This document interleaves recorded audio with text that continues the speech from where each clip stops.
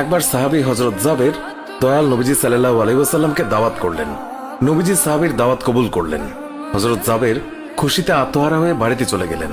বাড়িতে গিয়ে স্ত্রীকে খোঁজ খবরটা দিলেন আর মেহমানদারির জন্য প্রস্তুতি নিতে লাগলেন।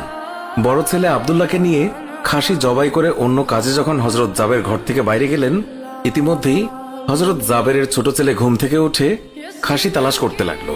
বড় ভাই তাকে জানায় খাসিটিকে জবাই করা হয়েছে।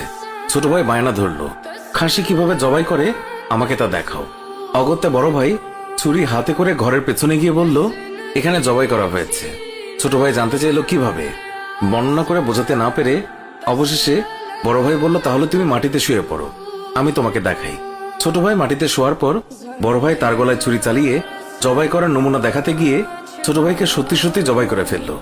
বড় ভাই যখন দেখলো ছোট ভাইয়ের গলা থেকে রক্ত গড়িয়ে পড়ছে, সে ছটফট করতে করতে একসময় নিস্তেজ হয়ে গেছে। তখন বুঝলো ব্যাপারটি কি ঘটেছে। আতঙ্কিত হয়ে সে নিকটবর্তী খেজুর গাছের চূড়ায় উঠে আত্মগোপন করে রইল। এদিকে হযরত জাবের পুত্রদের খোঁজে বাড়ির পেছনে এসে ছোট ছেলের অবস্থা দেখে থমকে গেলেন। অতঃপর তাকে বুকে করে স্ত্রীর কাছে গিয়ে বললেন, তাড়াতাড়ি একটি কম্বল নিয়ে এসো, বাচ্চাটিকে শুইয়ে দিই। স্ত্রী রক্তমাখা সন্তানের লাশ দেখে চিৎকার করে কাঁদতে লাগলেন। কিন্তু স্বামী হযরত জাবের তাকে সান্ত্বনা দিয়ে বললেন, আজ আমাদের শোক প্রকাশ করার দিন নয়, আজ দুঃখ দেখলে নবীজিও দুঃখিত হবেন। অতএব ধৈর্য ধারণ করো, কষ্ট করে হলেও মুখে হাসি ফুটিয়ে তোলো। তারপর তারা দুজনে মিলে ছোট ছেলেকে কম্বলে মুড়ে রান্নাঘরের পেছনে রেখে আসলেন। স্ত্রী রান্নার কাজে মন দিলেন। হযরত জাবের বের হলেন বড় পুত্র আব্দুল্লাহর খোঁজে। বাড়ির পেছনে গিয়ে ছেলের নাম ধরে জোরে ডাক দিলেন।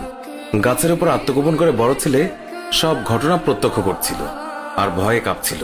পিতার ডাক শুনে ভাবল, এখন পালাতে না পারলে আব্বার হাতে ধরা পড়তে হবে। ধরা পড়লে আর রক্ষা থাকবে না। পালানোর উদ্দেশ্যে গাছ থেকে লাফিয়ে পড়ে আঘাতপ্রাপ্ত হয়ে সেও মৃত্যুর কোলে ঢলে পড়ল। পিতা কাছে গিয়ে দেখেন আব্দুল্লাহর দেহে প্রাণের স্পন্দন নেই। বড় ছেলেকে কোলে তুলে তিনি বাড়ির ভিতরে আসলেন। স্ত্রীকে বললেন আরেকটি কম্বল নিয়ে আসার জন্য। বড় ছেলের এই অবস্থা দেখে দরদিমা পুনরায় আর্তনাদ করে উঠলেন। স্বামী তাকে পুনরায় সান্ত্বনা দিয়ে বললেন, ধৈর্য ধরো, আজ আমাদের দুঃখ প্রকাশের দিন নয়, আজ আমাদের পরম আনন্দের দিন। দয়াল নবীজি অল্প কিছুক্ষণের মধ্যেই আমাদের ঘরে তাশরিফ রাখবেন। তারপর দুজনে মিলে বড় ছেলের লাশও কম্বলে মুড়ে ছোট ছেলের লাশের পাশে রাখলেন। স্বামী স্ত্রী তাদের চোখের পানি মুছে মুখে হাসি ফুটিয়ে তুললেন। হযরত জাবের বাড়ির সামনে দাঁড়িয়ে নবীজির আগমনের অপেক্ষা করতে লাগলেন। অল্পক্ষণের মধ্যে নবীজিকে উটের পিঠে করে আসতে দেখা গেল। হযরত জাবের আনন্দে আত্মহারা হয়ে দৌড়ে গিয়ে স্ত্রীকে নবীজির আগমনের সংবাদ দিলেন এবং পুনরায় তিনি দৌড়ে নবীজির সামনে চলে এলেন। নবীজির উটের কাছে গিয়ে তাকে বাড়ি পর্যন্ত এগিয়ে আনলেন। নবীজি জাবেরের ঘরের সামনে উট থামিয়ে তার ডান পা মুবারক মাটিতে রাখলেন। বাম পা মুবারক এখনো নামাতে বাকি। এই সময় জিবরাইল আলাইহিস সালাম আল্লাহর পক্ষ থেকে নির্দেশ নিয়ে তিনি উৎসাহিত হয়ে বললেন, ইয়া রাসূলুল্লাহ, আল্লাহ আপনাকে জাবেরের ছেলেদের সঙ্গে নিয়ে খানা খেতে বলেছেন। অতঃপর নবীজি সাল্লাল্লাহু আলাইহি ওয়াসাল্লাম সাহাবায়ে কেরামকে নিয়ে জাবেরের ঘরে তাশরিফ রাখলেন। তাদের সামনে হযরত জাবের দস্তরখানা বিছিয়ে দিলেন। তার স্ত্রী খাবার বেড়ে দিলেন আর তিনি সেগুলো এনে মেহমানদের সামনে হাজির করলেন। তারপর তিনি নবীজিকে আরজ করলেন, ইয়া রাসূলুল্লাহ, দয়া করে খানা শুরু করুন। নবীজি বললেন, হে জাবের, তোমার ছেলেরা কোথায়? তাদেরকে ডাকো।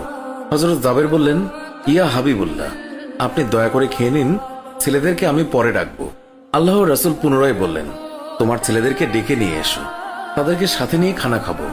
হযরত জাবের ও তার স্ত্রী হাত জোড় করে পুনরায় আরজ করলেন, ইয়া রাসূলুল্লাহ, আপনি খানা খেয়ে নিন, আমরা তাদেরকে ডেকে দিচ্ছি। তখন নবীজি বললেন, হে জাবের, এই মাত্র জিবরাইল ফেরেশতা আমাকে আল্লাহর নির্দেশ জানিয়ে গেলেন আমি যেন তোমার ছেলেদের সঙ্গে নিয়ে খানা খাই। নবীজির এই কথা শুনে হযরত জাবের এবং তার স্ত্রী আর ধৈর্য ধরে রাখতে পারলেন না। তারা চিৎকার করে কেঁদে কেঁদে সমস্ত ঘটনা খুলে বললেন।